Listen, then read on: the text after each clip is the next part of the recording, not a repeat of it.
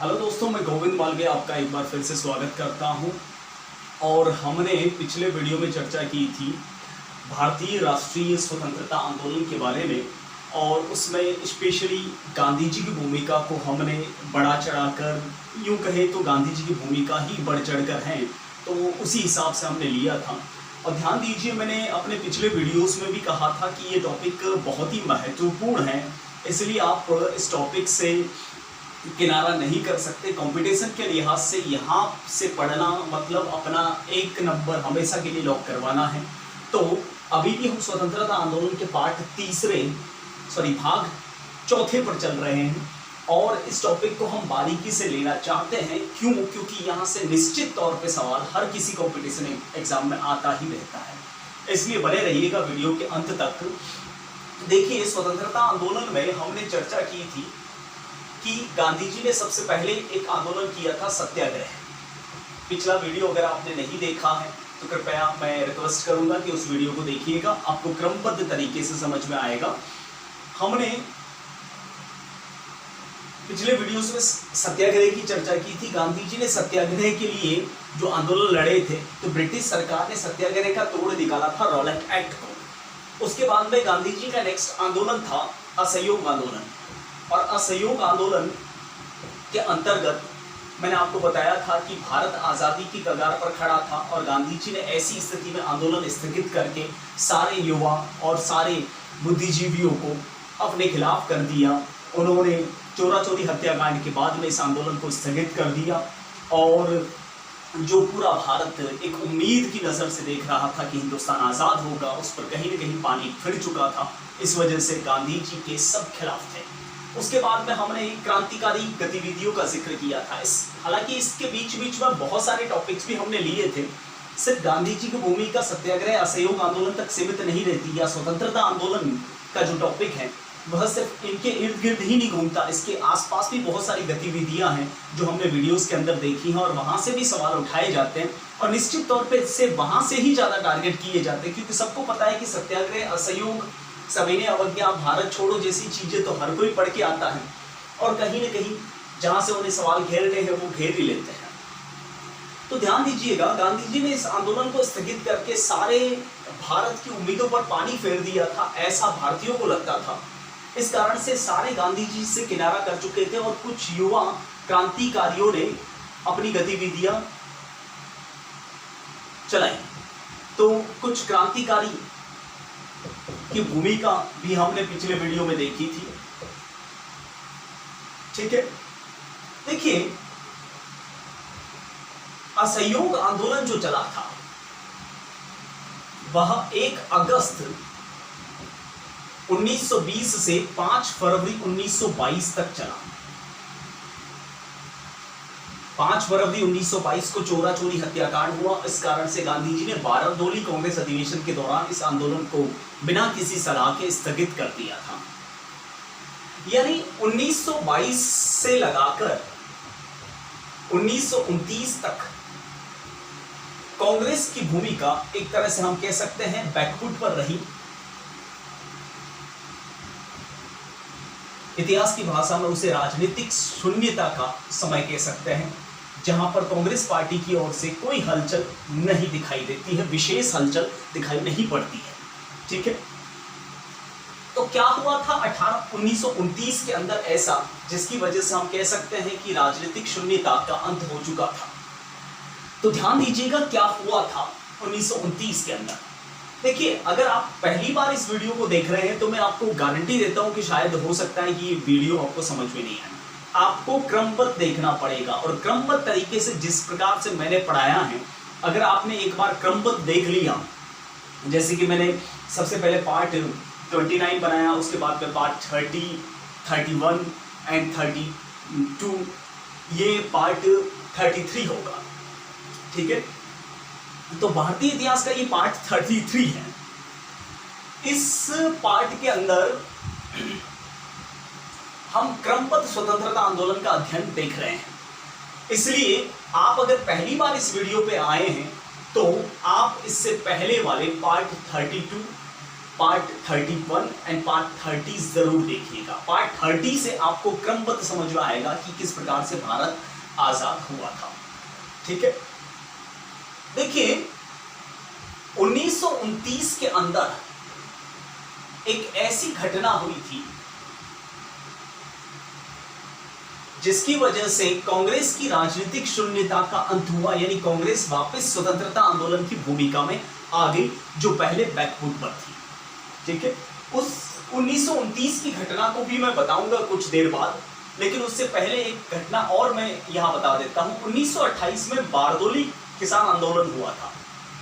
बारदोली वर्तमान गुजरात में है और वहां पर किसानों ने आंदोलन किया था लगान के विरुद्ध।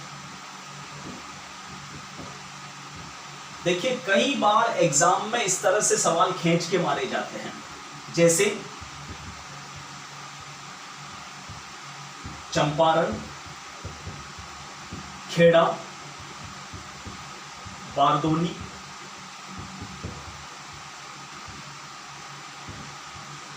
अहमदाबाद,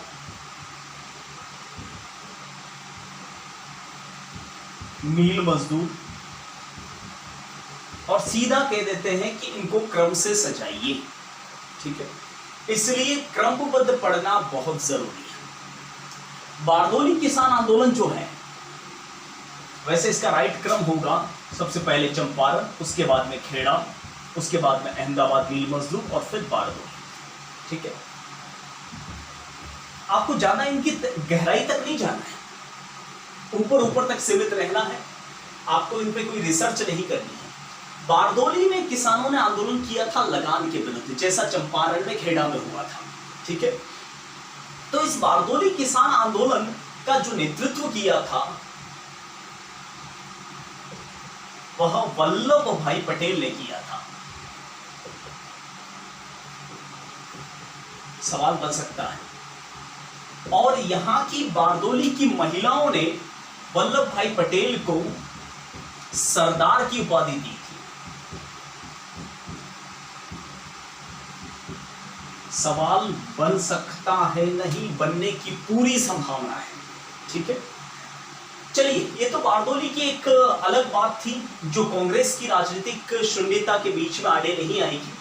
लेकिन 1922 जब असहयोग आंदोलन हुआ खत्म, उसके बाद से लगाकर 1929 तक, यानी 22 से 23, 24, 25, 26, 27, 28 और 29, 7 सालों बाद एक बार फिर से कांग्रेस ने स्वतंत्रता आंदोलन की बागडोर संभाली। कैसे?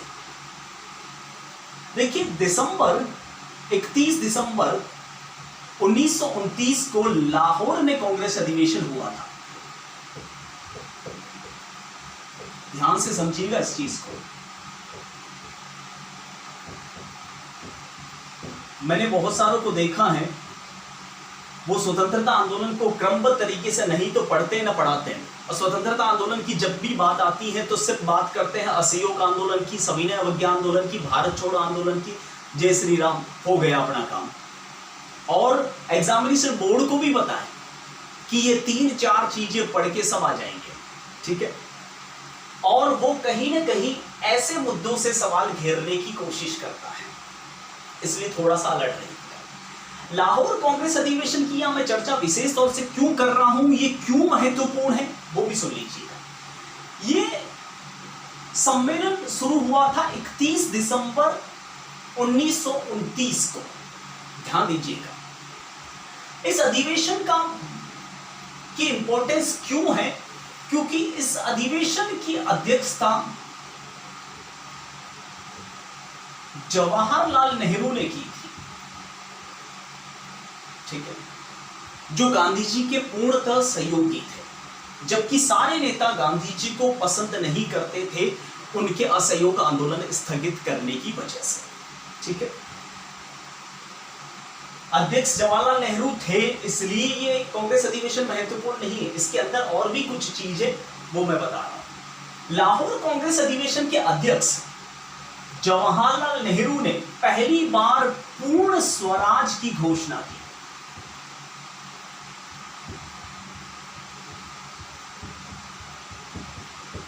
सवाल बन सकता है और कई बार बना भी है। पूर्ण स्वराज की घोषणा सबसे पहले किसने की? जवाहरलाल नेहरू ने लाहौर कांग्रेस अधिवेशन के दौरान। ठीक है, 1929 को शुरू हुआ था लाहौर कांग्रेस अधिवेशन, जो जनवरी 1930 तक चला था। ठीक है, इस अधिवेशन के अध्यक्ष जवाहरलाल नेहरू ने पूर्ण स्वराज की घोषणा की। पूर्ण स्वराज यानी पूरी तरह से स्वतंत्रता। ठीक है, यानी अब तक इससे पहले जो हम लड़ाई लड़ रहे थे वह स्वतंत्रता की लड़ाई नहीं लड़ रहे थे। कांग्रेस और हिंदुस्तान वाले स्वतंत्रता की लड़ाई नहीं लड़ रहे थे, आजादी की लड़ाई नहीं लड़ रहे थे। वो लड़ाई लड़ रहे थे अधिकारों की, फैसिलिटीज की, लगान की, समाज सुधार की, अपने स्वार्थ की। लेकिन यहां जो लड़ाई आरंभ की है जवाहरलाल नेहरू ने, वह पूर्ण स्वराज यानी पूर्णतः स्वतंत्रता की लड़ाई। और ये कब किया? पूर्ण स्वराज की घोषणा कब की उन्होंने? 26 जनवरी 1930 ईस्वी को लाहौर में रावी नदी के तट पर पहली बार जवाहरलाल नेहरू ने तिरंगा फहराया और पूर्ण स्वराज की घोषणा की। ध्यान दीजिए, 26 जनवरी पहला पॉइंट, रावी नदी के तट पर तिरंगा फहराया, पूर्ण स्वराज यानी पूरी आजादी की घोषणा की कि हम पूरी आजादी चाहते हैं ब्रिटिश सरकार से। किस दिन? 26 जनवरी 1930 को। अधिवेशन 31 दिसंबर को शुरू हुआ था। लंबा चलता अधिवेशन, एक दिन नहीं होता। ठीक है, 26 जनवरी को तिरंगा फहराया और पूर्ण स्वराज की घोषणा की। आपको पता होगा कि पूरे विश्व में सब देशों के जो राष्ट्रीय पर्व है वो एक ही है। ठीक है, लेकिन भारत के दो राष्ट्रीय पर्व हैं, एक 26 जनवरी और एक 15 अगस्त। 15 अगस्त 1947 को भारत ब्रिटिश सत्ता की गुलामी से आजाद हुआ, इसलिए हम स्वतंत्रता दिवस उस दिन मनाते हैं। आप सोचिए, थोड़ा बहुत आपको आइडिया होगा, संविधान निर्माताओं ने 29 नवंबर 1949 को ही संविधान पूर्णतः तैयार कर दिया था। तो 29 नवंबर 1949 को ही अगर संविधान तैयार हो चुका था, तो 26 जनवरी 1950 को लागू क्यों किया गया? भैया, 29 नवंबर 1949 को संविधान बनकर तैयार हो चुका था, तो 26 जनवरी 1950 को ही लागू क्यों किया गया?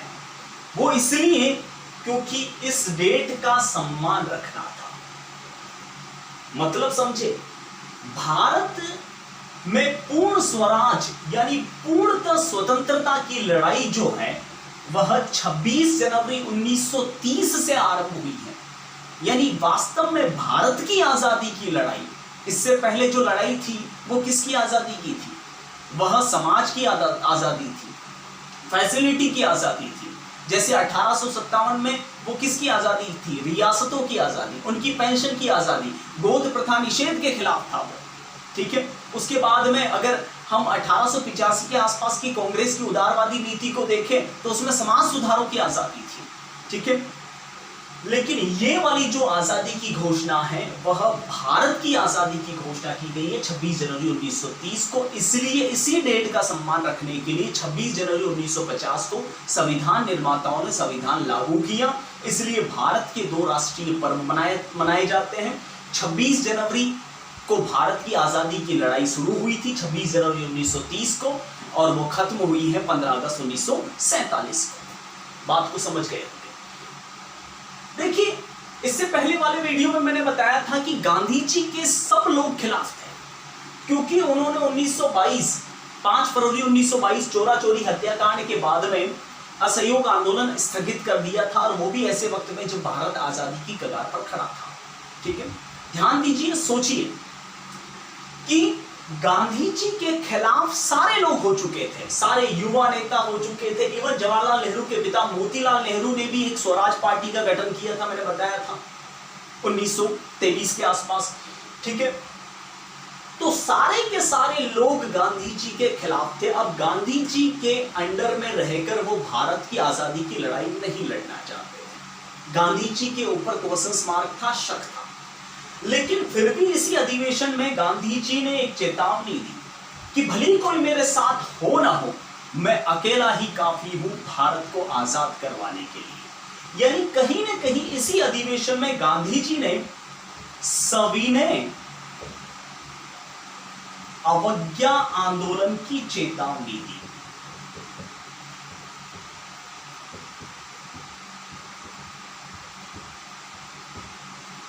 गांधी जी द्वारा सविनय अवज्ञा आंदोलन की चेतावनी किस अधिवेशन में दी गई? लाहौर कांग्रेस अधिवेशन में। ऐसे ही सवाल उठाते हैं वो।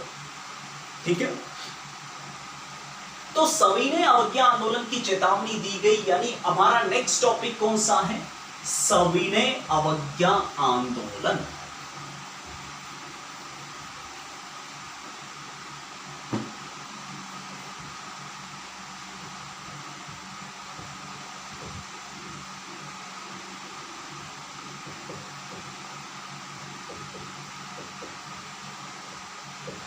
सविनय अवज्ञा आंदोलन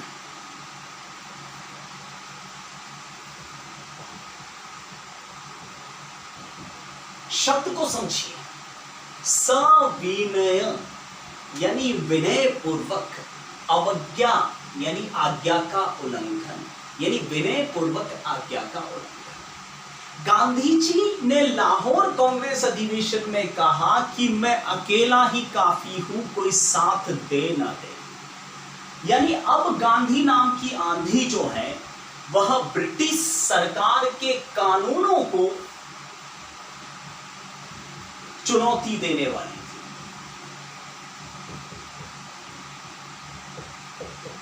और स्पेशली कानून था भारत में नमक कानून। साबरमती के संत मोहनदास करमचंद गांधी अपने साबरमती आश्रम से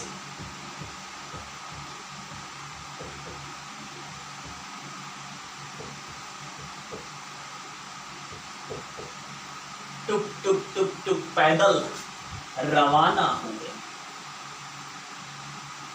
और नवसारी, वर्तमान गुजरात में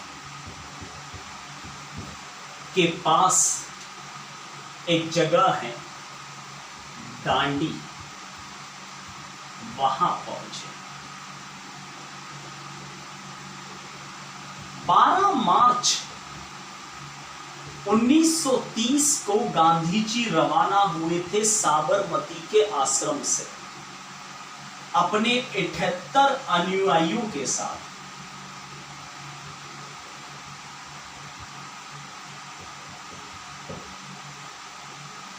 तीन 358 किलोमीटर पैदल यात्रा 28 दिनों में तय की।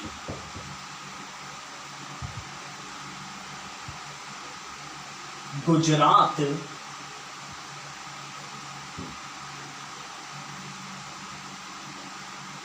के अहमदाबाद के पास साबरमती से नवसारी, दक्षिणी गुजरात पहुंचे करीब 6 अप्रैल 1930 को, और वहां जाकर नमक कानून तोड़ा।